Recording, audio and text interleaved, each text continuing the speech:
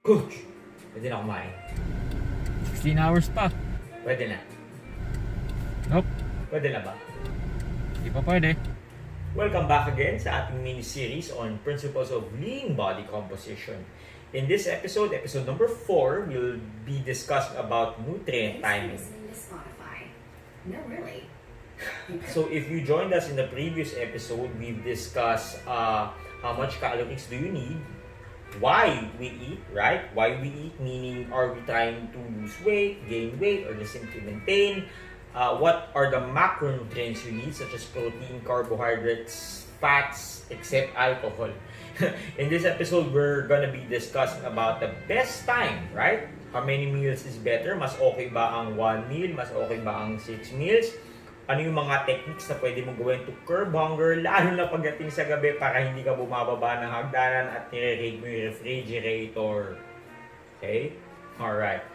Of course, when you eat is almost as important with what you eat. Alright. The body generally gets hungry around 4 to 5 hours kasi during these times, blood sugar natin bumababa and ghrelin is secreted, also known as the hunger hormone.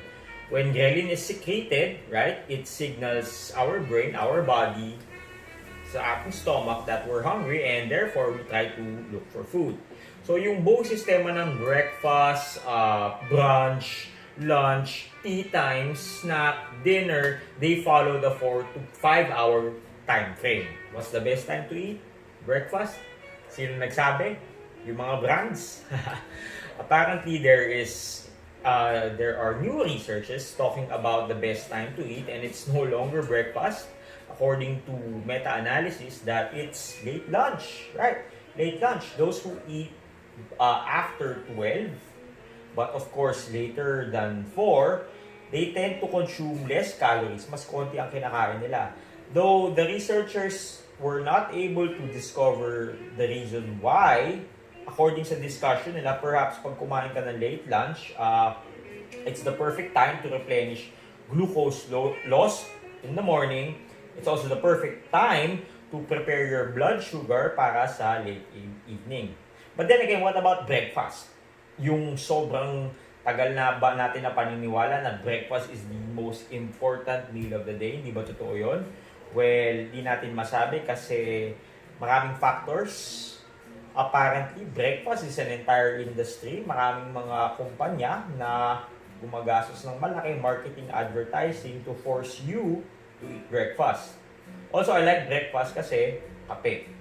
May value pa rin naman ang breakfast. As long as yung breakfast mo is substantial, and when I say substantial, you're eating whole grains, whole wheat, right? It's not packed of sugars. Breakfast is still very important provided that you have a plan, provided na nasanay ka na kumakain dito. If you ask me when is the best time to eat, pagkasama mo yung mahal mo. Now, if you're an athlete, when is the best time to eat? Okay? As an athlete, the best time to eat, as a general rule, is 3 to 1 hour before a training or a competition. Because pag kumain ka na, kung nagpakabusog ka at nag-ensayo ka, malaki yung tendency na hindi mo naman magagamit lahat ng kinain mo, lalo na kung high fat, or matatay ka lang sa shorts mo. Totoo yan. It also depends upon the activity. If what you're doing is short duration burst, right? Sandali lang naman, an hour or an hour and a half, it's better to eat carbohydrates. Simple carbohydrates are the best sources of energy kasi mabilis siyang ma-digest, mabilis siyang ma-utilize. Now, if you're training, usually tumatagal ng 2 hours or more, fats are very good, provided na maganda yung fat. Not another excuse para magbagnet. Now, you would notice na konti lang yung protein. It doesn't mean na hindi maganda protein for pre-workout. Yes, you could have protein, pero come to think about it, if you have protein as a pre-workout, yun ang gagamitin ng katawan mo.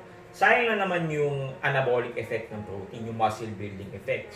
So it is better, in my opinion, if you're gonna train short duration, aim for carbohydrates para magamit ng glycolytic system mo. Na kung matagal ang training, aim for fats, the good fat, right?